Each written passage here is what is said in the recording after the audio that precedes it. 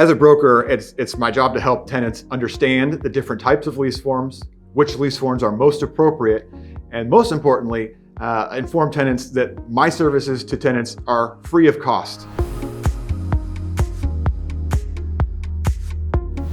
In an absolute net lease, with the tenant being responsible for all expenses to the building, this would most typically happen in a situation where the tenant controls all of the building. They're typically the only tenant in a larger office building, and they want to have control over the entire maintenance of the building. In that case, it's basically a freestanding property for that tenant.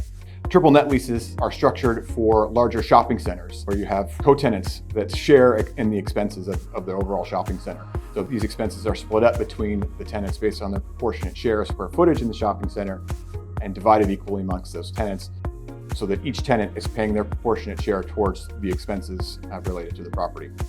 Modified grosses typically happen in larger office buildings where the landlord would like to have control over what maintenance is done and at what time. So the landlord is responsible for maintaining these items.